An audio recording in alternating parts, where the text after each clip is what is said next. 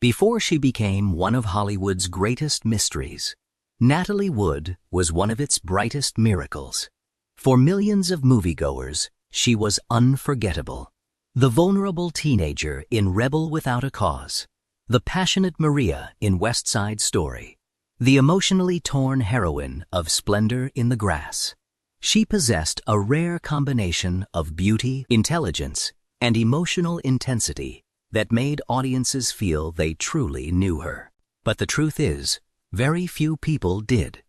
Behind the glamorous photographs and red carpet appearances was a woman shaped by pressure from childhood, haunted by insecurity, and constantly searching for love and stability. Her life was filled with extraordinary success, painful relationships, professional triumphs, and personal struggles that remained largely hidden from the public. And then, on a dark night in November 1981, Natalie Wood disappeared from a yacht off the coast of California. Her body was found floating in the cold water the next morning. What followed was not only a tragedy, it became one of the most enduring mysteries in Hollywood history. To understand why her death still fascinates people more than 4 decades later, we must first understand the remarkable life she lived before that final night. Natalie Wood was born Natalia Nikolaevna Zakharenko on July 20, 1938, in San Francisco, California, to Russian immigrant parents. Her mother, Maria, believed with almost absolute certainty that her daughter was destined to become a star. This was not a gentle dream. It was an obsession. From an early age, Natalie was taken to auditions, coached on how to behave around filmmakers, and taught that success in Hollywood was not simply an opportunity, it was a necessity. When Natalie was only 4 years old, her family moved to Los Angeles to pursue acting opportunities for her. She was a beautiful child with expressive dark eyes and an unusual emotional sensitivity. Directors quickly noticed that she could convey feelings far beyond her age. Her first significant breakthrough came in 1947 with Miracle on 34th Street. Audiences adored the little girl who played Susan Walker. And suddenly, Natalie was no longer just another child actress. She became a recognizable face across America. Yet the price of that success was already becoming apparent. Unlike many children, Natalie did not have a normal childhood. School was often interrupted by filming. Friendships were difficult to maintain. Her mother remained intensely controlling, carefully managing her image and career. Natalie later admitted that she grew up with a deep fear of disappointing her mother. One story from her childhood became especially famous. During the filming of The Green Promise, Natalie was required to cross a bridge over water.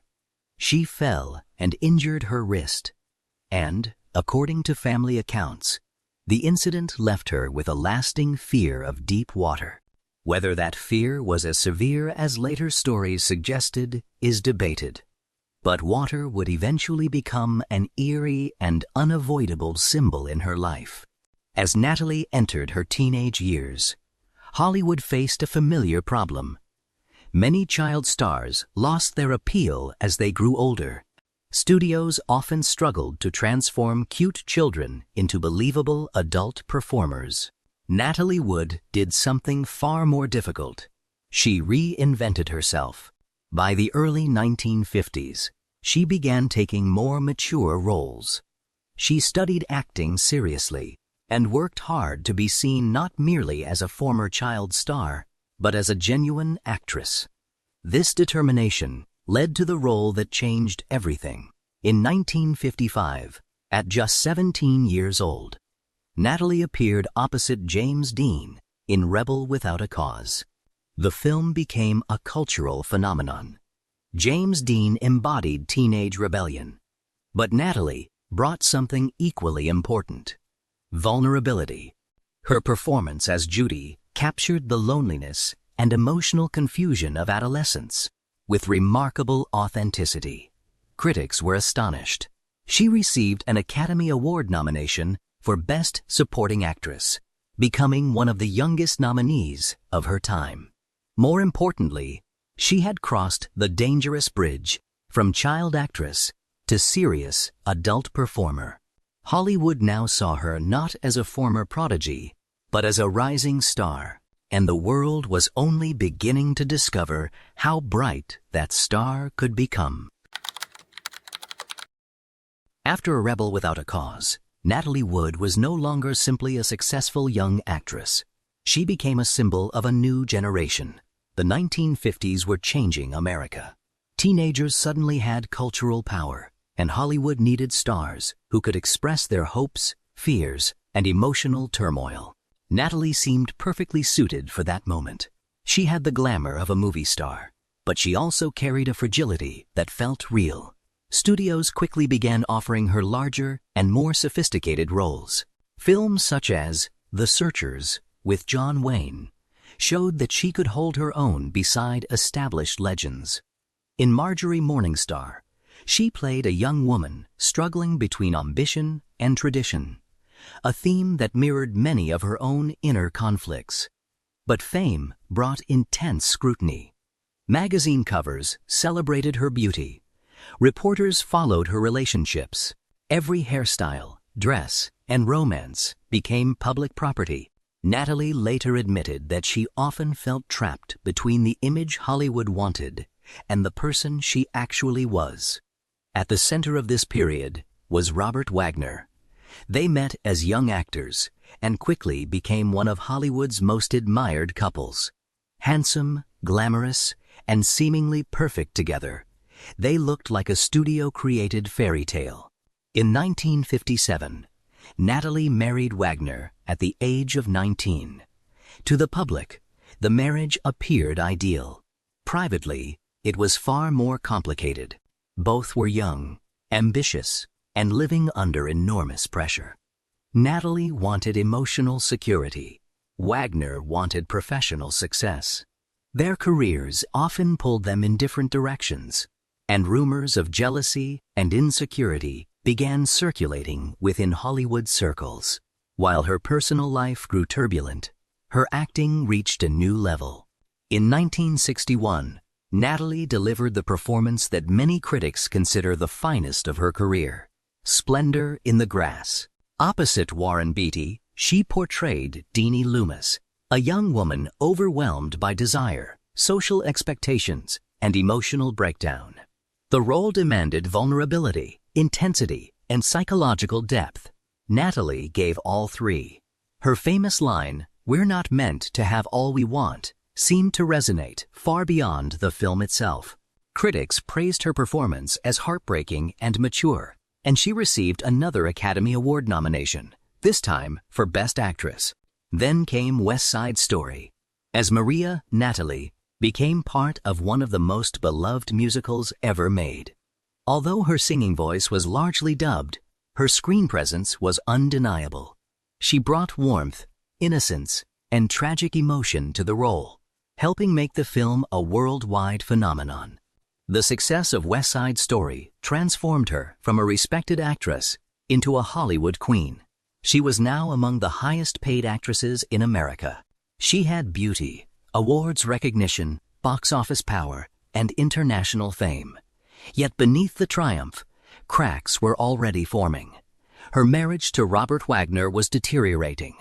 The pressure to remain perfect was exhausting. Natalie struggled with anxiety, self-doubt, and periods of emotional instability that she carefully concealed from the public.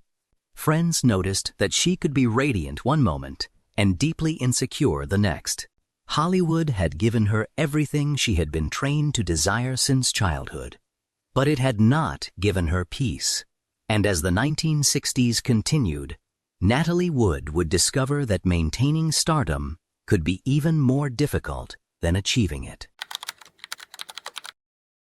By the early 1960s, Natalie Wood had reached the summit of Hollywood's success. She was still in her 20s, yet she had already spent nearly her entire life in front of cameras. Few actresses had achieved so much so young. 3 Academy Award nominations, major box office hits, and a reputation for emotional performances that connected deeply with audiences. But the higher she climbed, the heavier the pressure became. In 1962, her marriage to Robert Wagner collapsed. The separation shocked fans who had viewed them as one of Hollywood's golden couples. For Natalie, the divorce was devastating. She had long searched for stability and affection, and the failure of the marriage intensified her fear of being abandoned. She threw herself into work.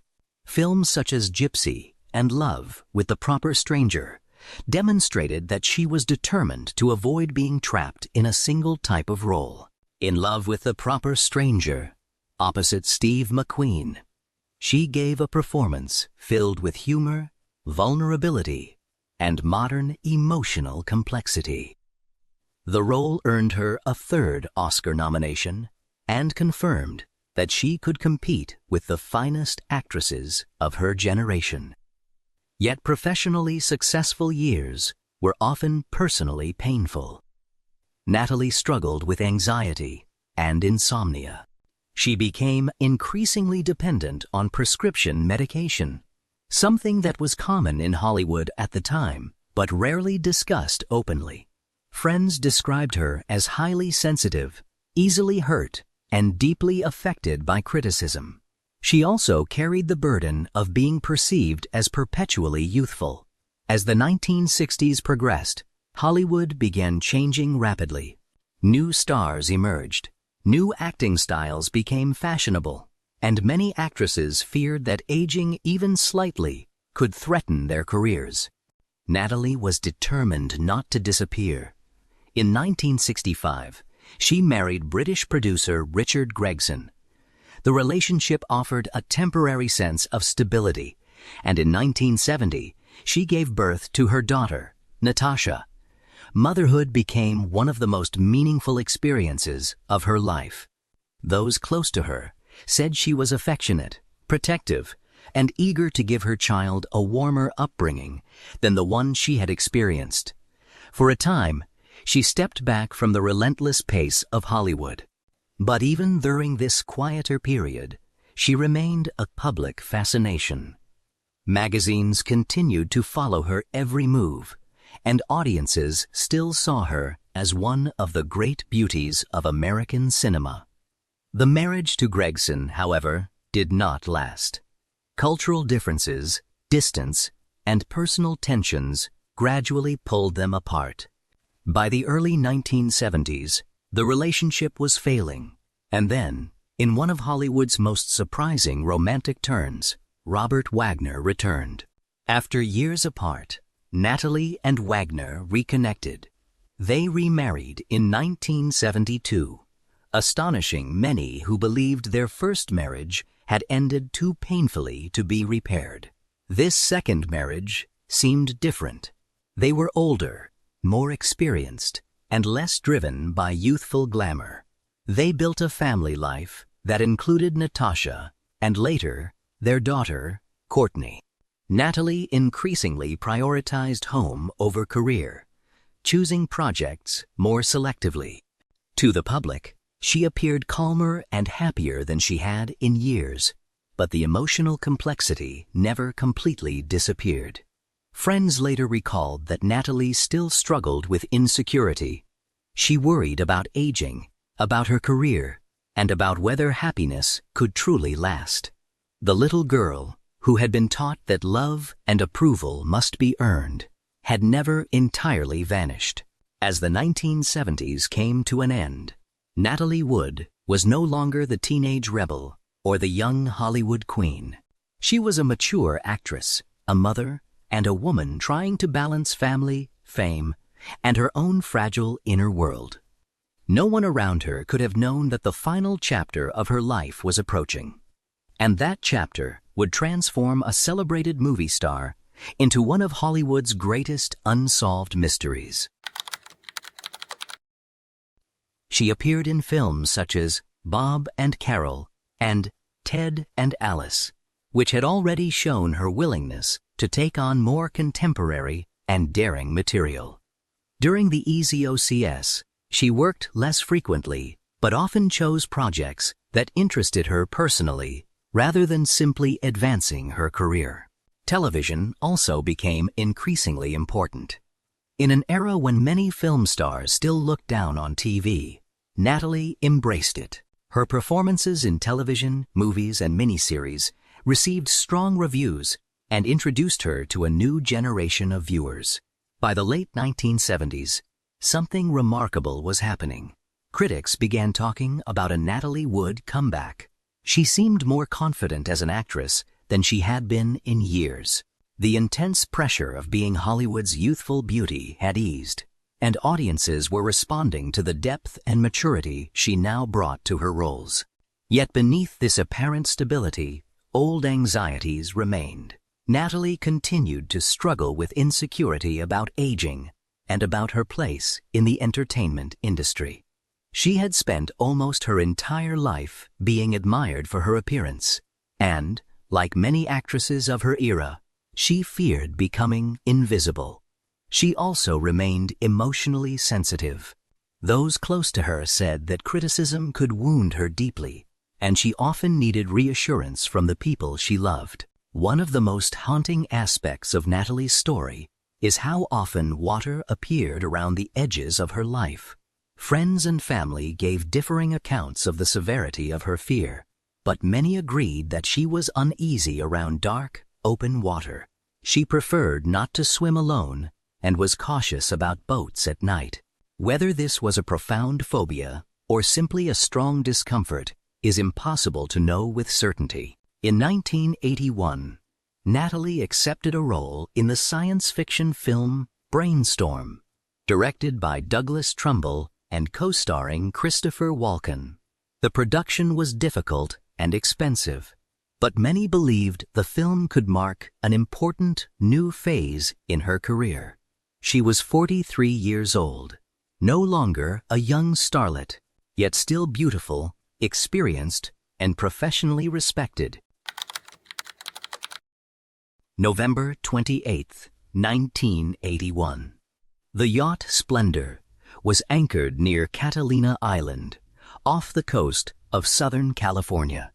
On board were Natalie Wood, her husband Robert Wagner, actor Christopher Walken, and the yacht's captain Dennis Davern. At first, the evening seemed ordinary. The group had gone ashore for dinner at Doug's Harbor Reef restaurant. Witnesses later recalled that they appeared relaxed, though alcohol was clearly part of the evening. After dinner, they returned to the yacht. What happened next is where certainty ends and mystery begins. According to the various accounts given over the years, Natalie and Robert may have argued. Some reports suggested that tensions had been building, possibly involving Natalie's career, her co-star Christopher Walken, or unresolved issues within the marriage. The exact nature of any disagreement has never been established. At some point late in the evening, Natalie was no longer on board. Robert Wagner later said he believed she had gone to bed. Christopher Walken remained in his cabin. The captain was occupied with duties on the yacht. Hours passed. Only later did anyone realize that Natalie had disappeared. The following morning, her body was discovered floating face down in the water, wearing a nightgown, socks, and a down jacket. The inflatable dinghy that had been tied to the yacht was found nearby. The image was immediately haunting. A woman known for her beauty and vulnerability, alone in the cold darkness of the Pacific Ocean. The official investigation concluded that she had accidentally drowned after entering the water for unknown reasons. It was suggested that she may have tried to reboard the dinghy and fallen. For many people, the explanation seemed possible. For many others, it did not. The questions began almost immediately. Why would Natalie leave the safety of the yacht in the middle of the night? Why was she wearing a heavy jacket over her nightclothes? Why did no one hear her cry for help? And perhaps most importantly, why would a woman who was reportedly afraid of dark water voluntarily get into a dinghy alone. As years passed, the mystery deepened rather than faded. In 2011, the Los Angeles County Sheriff's Department reopened the investigation after new statements were provided by the yacht's captain, Dennis Davern. He claimed that the original investigation had not fully explored what happened on board that night. In 2012, the coroner amended Natalie Wood's death certificate. The cause of death remained drowning, but the circumstances were changed from accidental to drowning and other undetermined factors. That single phrase transformed public perception. It did not accuse anyone of a crime, but it acknowledged that the events leading to her death were not clearly established. Investigators later identified Robert Wagner as a person of interest, though he has never been charged with any crime and has consistently denied wrongdoing. Christopher Walken has spoken only briefly about the incident over the years, saying that he did not know what happened after he went to his cabin, and so the central mystery remains unresolved. Was it a tragic accident caused by alcohol, darkness, and rough water? Did Natalie attempt to secure the loose dinghy and fall into the ocean? Was there an argument that led her to leave the yacht? Or is there a crucial piece of the story that has never been revealed? No documentary, book, or investigation has been able to provide a definitive answer. What makes this mystery so enduring is not only the uncertainty of the evidence, it is the emotional power of the image itself. Natalie Wood had spent her life searching for safety, love, and reassurance. She had survived the pressures of child stardom, the cruelty of Hollywood expectations, failed relationships, anxiety, and self-doubt, and yet, her story ended in darkness, silence, and unanswered questions. More than 4 decades later, people still debate what happened on that yacht, but perhaps the deeper tragedy is that Natalie Wood's extraordinary life is often reduced to the mystery of her death. She was far more than that. She was a gifted actress who successfully transformed from child star to serious dramatic performer. A woman who helped define an era of American cinema, and a person whose vulnerability made her performances unforgettable. The ocean took her body, the mystery took the rest, and somewhere between those two truths, the real Natalie Wood may still be waiting to be understood.